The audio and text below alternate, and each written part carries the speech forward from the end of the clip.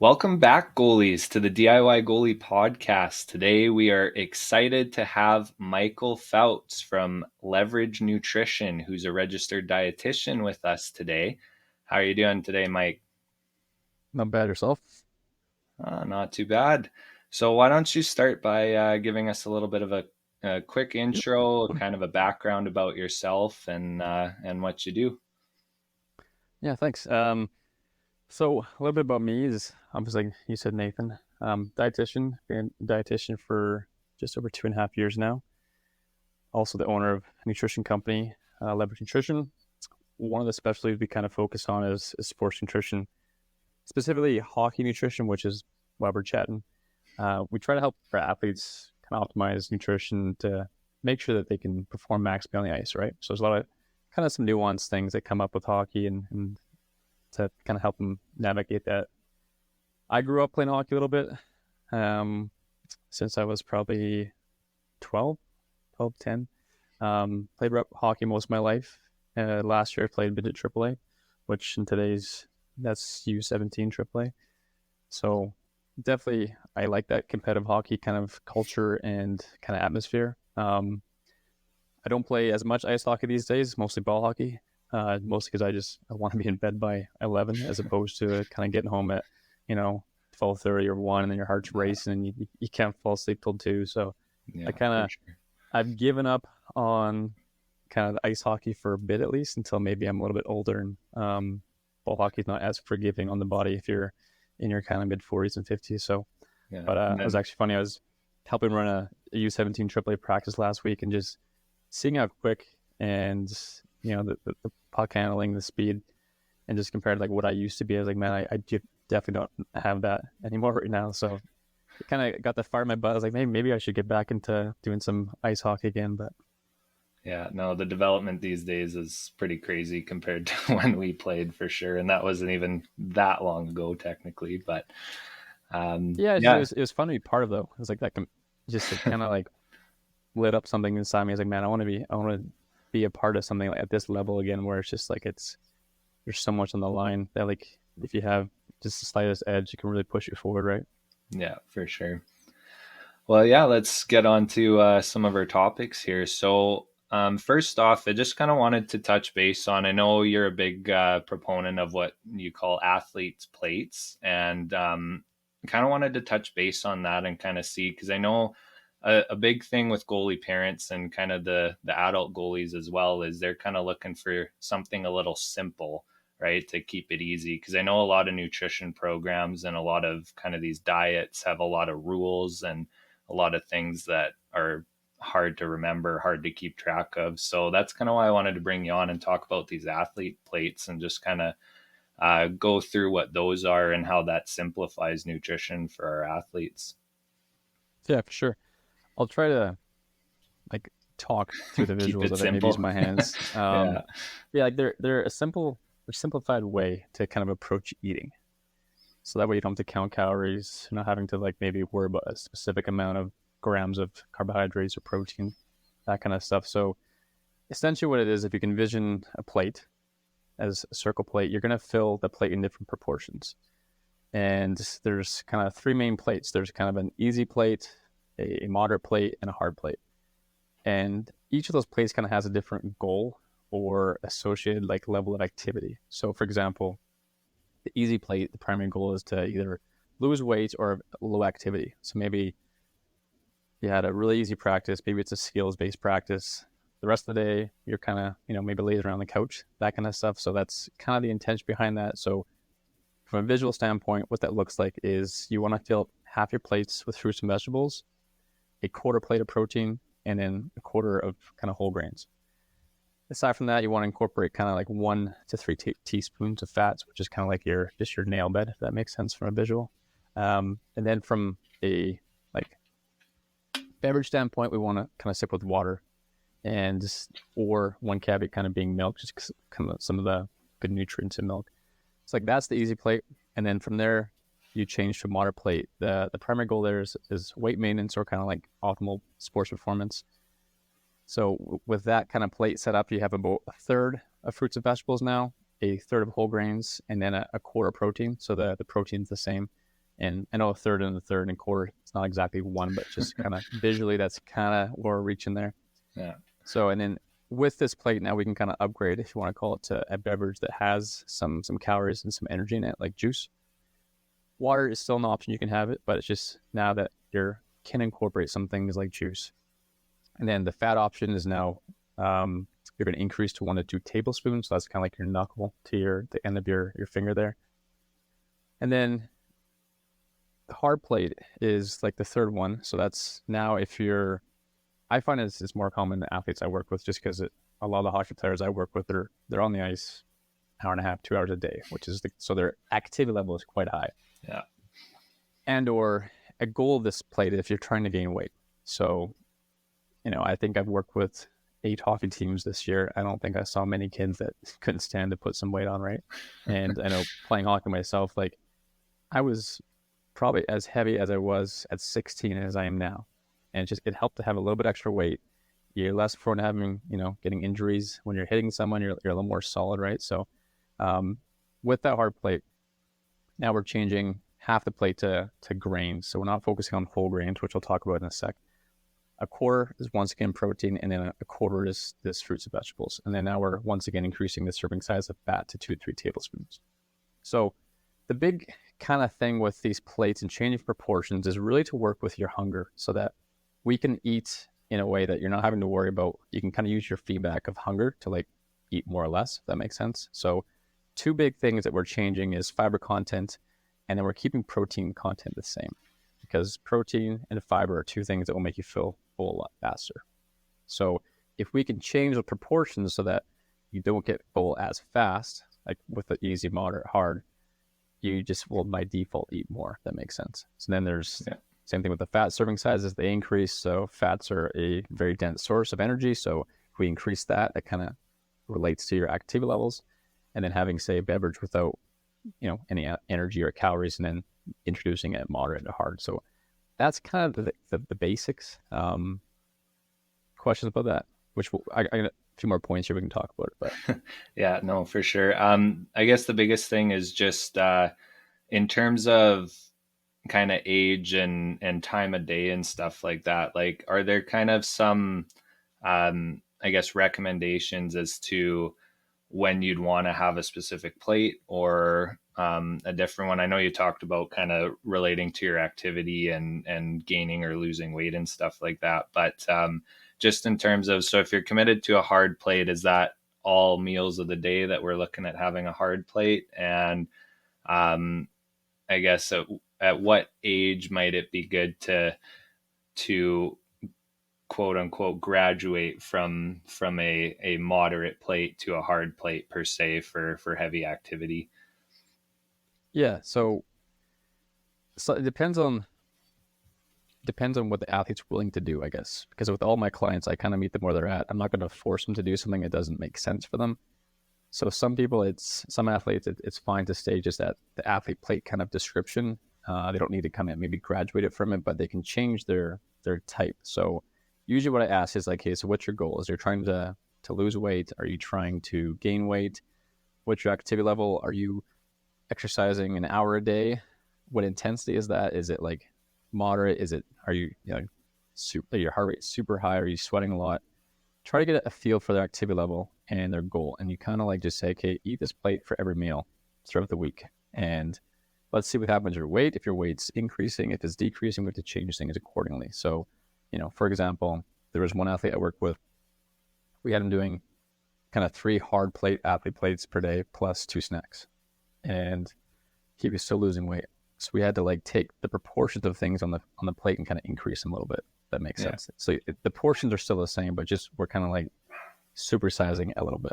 Yeah. Okay. So basically tailored to your hunger and kind of go from there and accommodate as needed. Yeah. Like one of the big things I kind of say is like honor your hunger. So if you had a hard plate and you didn't inhale it, like you gave yourself like say 20 minutes to enjoy the meal, have some fluid with your meal. And if you found that, you're still hungry, then eat more, because your hunger is something you kind of want to try to honor as much as you can, especially growing up, because it is a pretty good feedback that like, hey, I'm full, I should stop eating. Yeah. which I mean, I don't know if you grew up like this, but if I put it on my plate, I had to eat it, right? At least Yeah. that's my grandpa used to kind of harp on me. So Yeah. um, it's just in today, like the clients I work with, I try to tell them like you don't have to finish the food on your plate. If you feel full, you can stop. You can always have that later. And you kind of there's a lot of conflicting kind of messages out there in terms of if you're watching TV and you're not really paying attention to eating food, or you're eating some of these foods that are like high fat, high sugar, high salt, and they taste so good, and you just want to eat so much of them, right? It's a little more complex than that, but like just as a base level, like choose a plate size based on a kind of goal and activity level, and then eat more or less based on your hunger Yeah. after.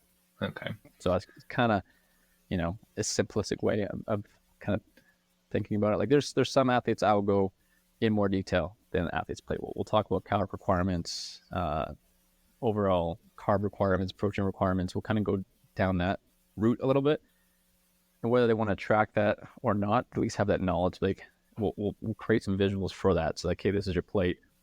And the thing I guess I like about athletes' plates is it usually almost always gets you the amount of carbohydrates you need, the amount of protein you need, and then like, the fats as well. So it's kind of a good way to make sure athletes are getting enough protein if based on their activity levels. So like I keep using this as like easy, moderate, hard, but if you have half a plate of carbohydrates at three meals, you're getting a decent amount of carbohydrates. Yeah. Right.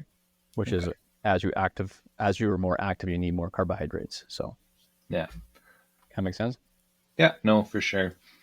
Like if you want Um, to do a fun exercise, we could take a look at one of your meals that you might have and see if we can place it on one of those plates. it'll put me on the spot. Hey. Um, Yeah. yeah. Well, I mean, today we had some sweet and sour pork. We had some rice and had some carrots. That was basically it. Came nice and simple. It was a bit of a Yeah. rushed evening tonight. So What proportion would you say all those are in? uh, I would say probably a little less than half on the rice and probably a little more than a quarter on the pork and the Yeah, rest carrots. So not as much probably as it should be for the veggies, but you know, that's fair. What would you say? What is your overall activity level typically on like an average day?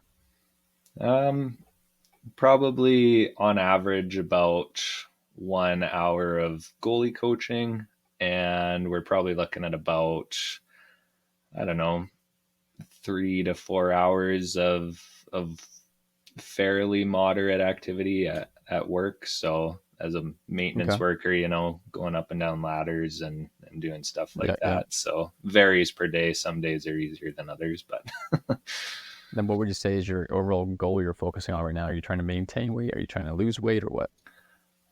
probably if I had to have a goal, it would be lose weight.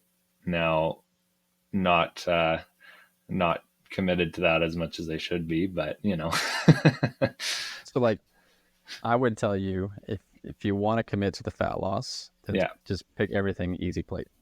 It's going okay, to make you feel the most full, and you're not going to have this like mental battle of you're feeling hungry, but you know you might have ate as much as you should have that day. yeah, And then maybe if you want to lean into performance a little bit, you kind of adjust to a moderate plate, like maybe something similar to what you did today for supper.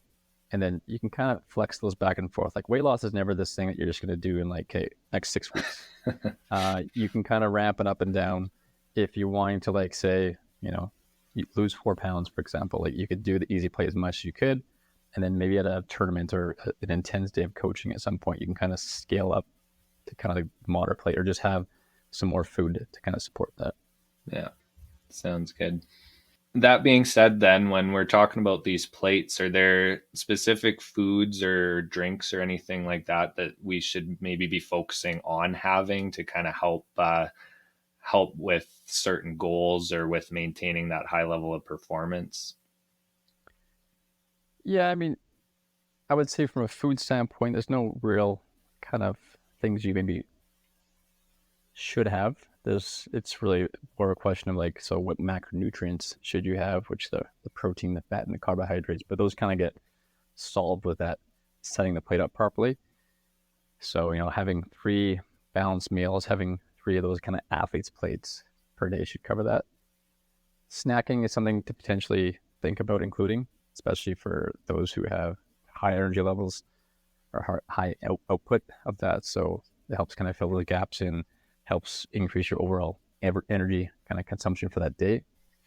So I mean, maybe some must-haves would be something portable. So like protein bars and a fruit are one of my favorite examples, because you have a little bit of protein, you have some of that carb, and then with fruit you're having like a healthy source, or something with micronutrients like minerals and vitamins, which is nice.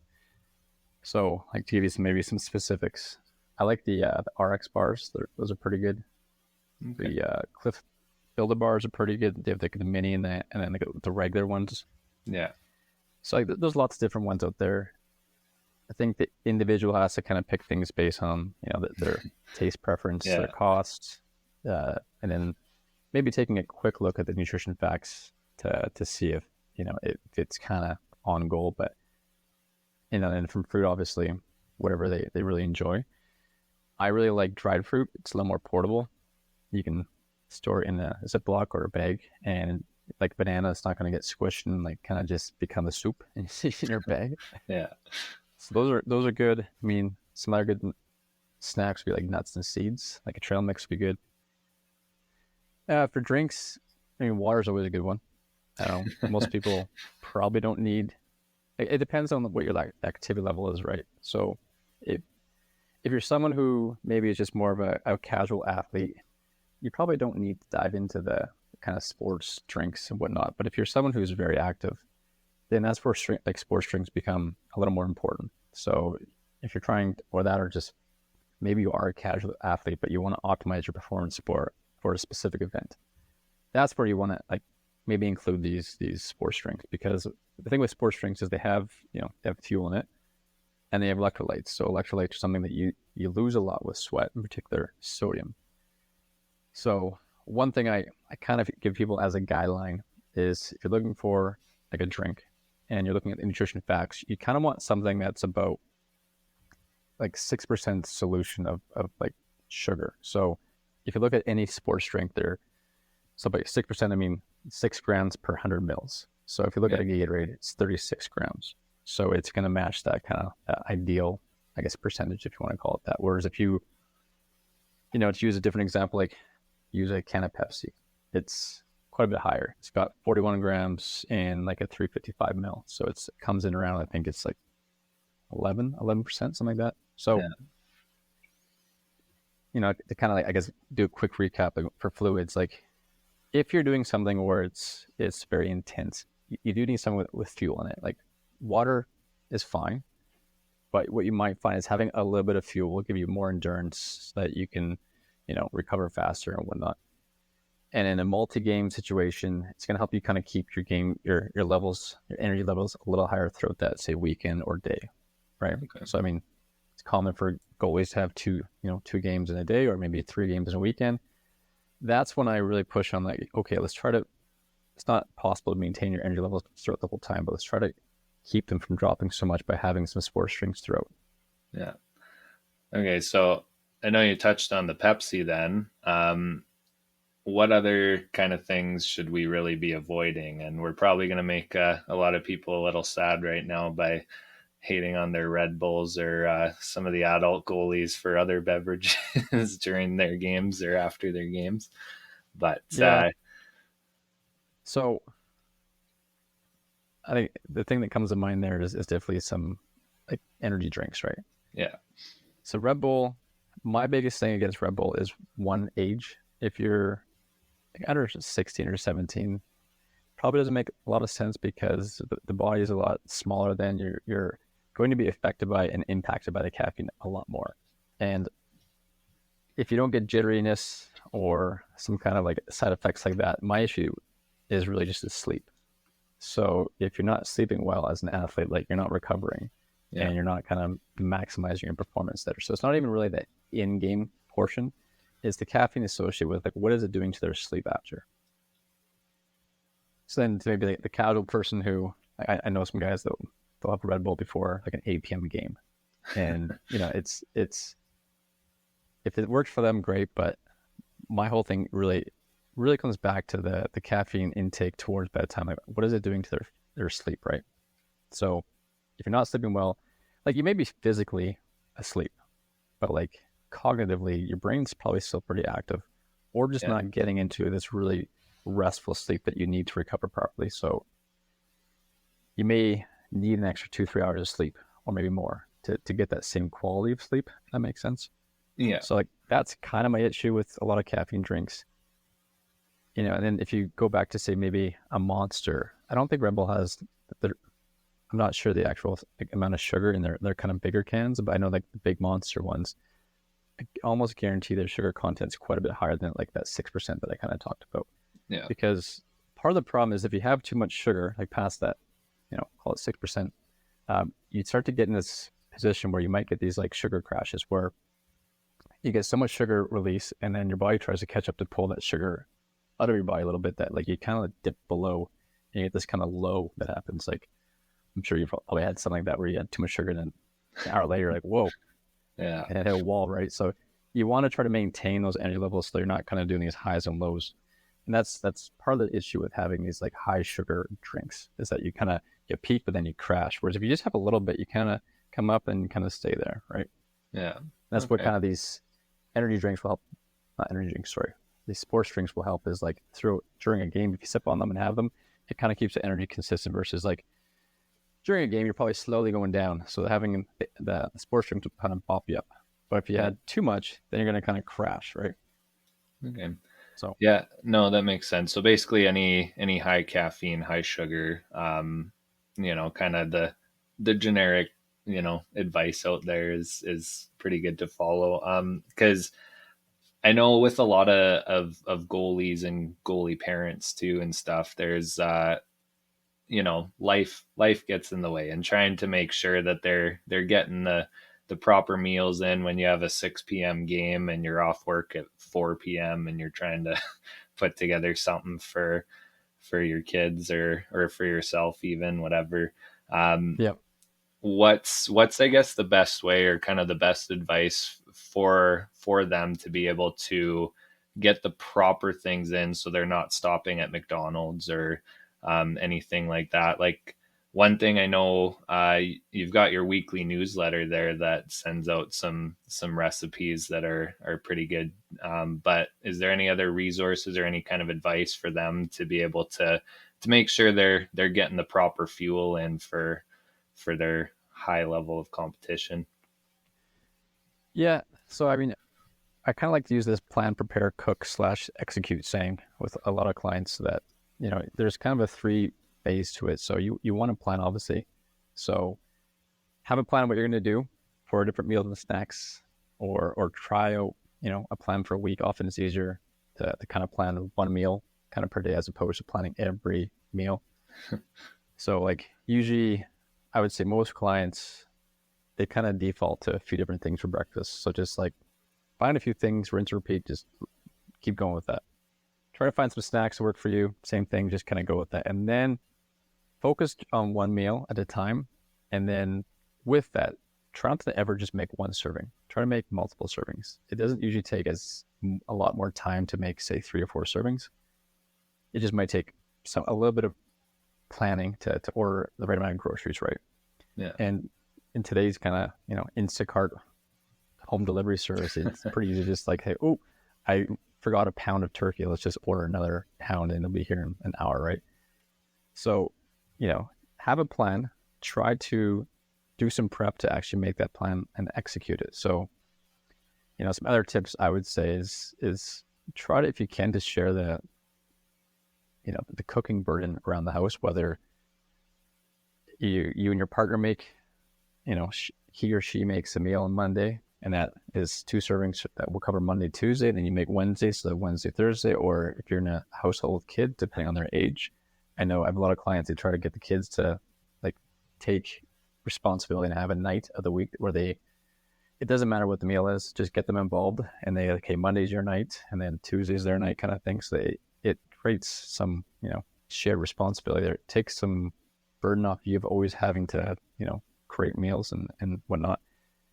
The other thing I would say as well is like I really push on clients to try to use a grocery store instead of like say fast food options, Yeah. because the deli section of a lot of grocery stores is quite good now. Like they have sandwiches, they'll have some pretty, easy, it's either snacks or like a hard-boiled eggs. Like I know Safeway has these little like kind of square boxes where they'll have some crackers plus some either some chicken salad or tuna salad, and they'll have some tomatoes and some green snap peas. And then they have a lot of options there that are kind of quick and grab and go.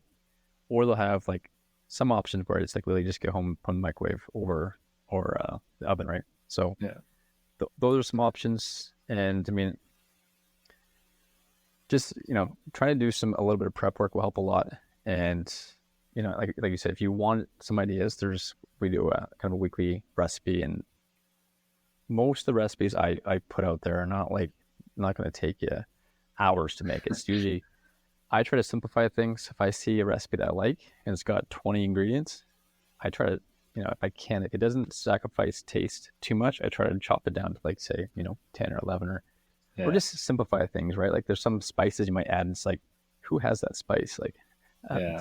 I think the feedback I got from a client once, quite a while ago, was like, I gave them a recipe just to play around with, and they're like, "What's this spice? Like, I'll never use this again." I'm like, "Yeah, okay." Like, I guess you don't really need to include those like one spices that cost $8 that you're going to use Yeah. once for in a 5-year span, right? Yeah, no, because I know the one that you sent this week was the peanut butter and jelly yogurt granola cup. And yeah, it's just yogurt, peanut butter, jam, granola, throw it in a Yeah, bowl, mix it up, nice and simple. takes So, 5 minutes, and yeah, it's just like everyone's a little bit strapped on time these days. We don't have yeah, time to sit down and make these elaborate meals, and we're in. I work with like a lot of clients for there's two working parents, so yeah, they go home from a long day. They're not like, oh, hey, how's it going, kids? Like, I want to spend an hour making food. They want to sit down and just dump their bag off and just hang out.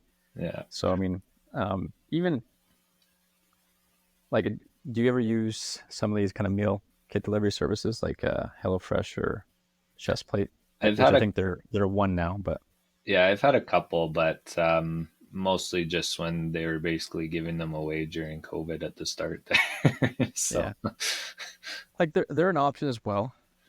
But what I will say about those is you do need a little bit of cooking skill involved to make them. Like they're not as simple as I think some people would like. But what I like about them is you know that you have all the ingredients you need for that meal.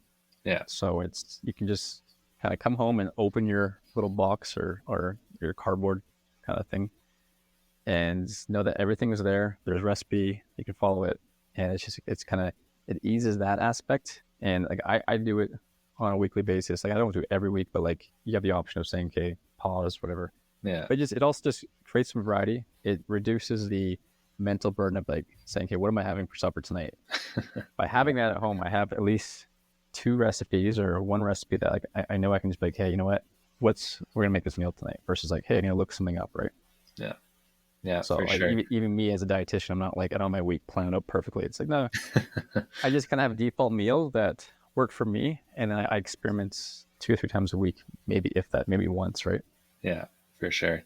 So I know you had mentioned grocery stores, just kind of building off of what we were talking about before, because I know a lot of times it's tough when we're gone to tournaments, when we're away for 3 4 days and trying to keep up, because that's when it's basically the default to Subway or Mm-hmm. Boston Pizza, at least up here in Canada.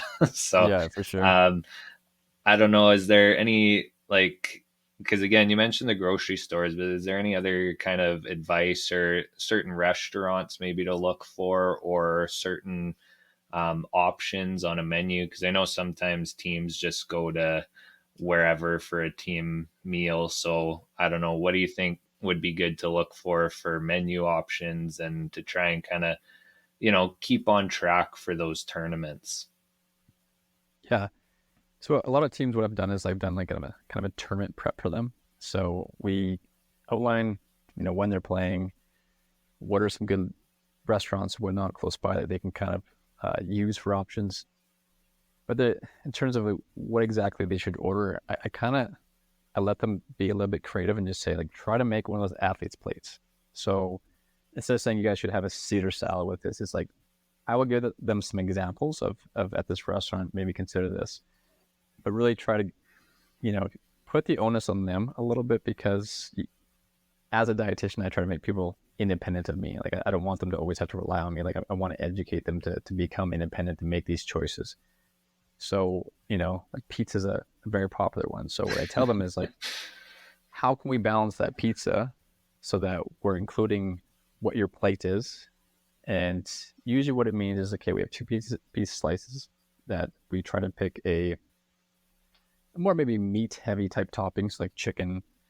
And then we try to complement that with some kind of vegetables, right? So and like a quick, like, aside, like, you're not going to make these plates perfect. Like, your goal is to try to gravitate towards them. You're not going to just nail it every time. If you're not getting anything close to any of them and you get one, that's great. Let's try for, next week too. And then just know that, like, it's going to be just this kind of constant back and forth, that you're never going to have like 100% ideal diet, but you're trying to push towards it.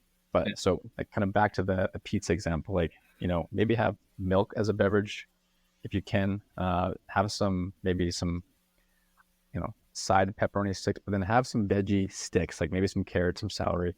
You can get that at most restaurants. The one thing I really liked some of the teams did this year was they actually catered their meals. So they went to a caterer and said, hey, we have 30 players that need a meal, and what is your menu? How can we make these things in bulk? And then we'll just pick it up, and then we can have it like the rent a boardroom at a hotel, and just like put the food down and the kids go serve themselves, right? It reduces a lot of like time, money. Like, restaurants are pretty expensive in comparison to catering. If you say, hey, we need 20 grilled chicken breasts, and they'll happily make that, and they'll have like a garden salad, and then they'll make some pasta, so that you have like maybe you have some spaghetti and meatballs, that's your grains plus your protein, and they have a side salad, or they have veggie sticks of, like, say, cucumbers, celery, carrots, that kind of stuff. It's like, those are some ways to do it. It's not, I don't have like, hey, you should go to this restaurant, that restaurant. But like, Freshies tends to be a good one. Chop Leaf tends to be a good one. Even some of these, like Mucho Burrito, you can include quite a bit of vegetables in some of that stuff. Subway is still pretty good. Like, I know it's a default and it's just easy, and because of all the customization, you can match a lot of taste preferences amongst the large group. So, but like McDonald's, probably not the best. You want to have moderation with those, right? Yeah, for sure. No, that sounds good. So, I guess moving on from kind of the younger goalies. So now, if we talk about kind of the adult goalies, and you mentioned it in the intro there, the 11 p.m. starts, or even the 8:30 or 9 p.m. starts, that can kind of be tough to make sure that we're getting the proper nutrition, and also kind of staying on top of making the right choices to be able to have a good sleep and the proper recovery and stuff, especially for the people getting up at 7 in the morning the next morning. So big reason why, a big reason why I don't play men's league. But what are some things that they can do for those later starts, to make sure that they're getting the proper fuel? I would say the biggest thing is just focus on nutrition timing. And this kind of applies to really any athlete. So usually what you want, like, I'm going to kind of outline more of an ideal setup, and then kind of show you some awkward timing and how you would kind of get around that. So if you can, 3 or 4 hours before like your game is when you want to try to have that kind of athlete's plate, or just a balanced meal. And then kind of as needed, an hour before, maybe have a carb specific snack. It's like fruit's a great option here.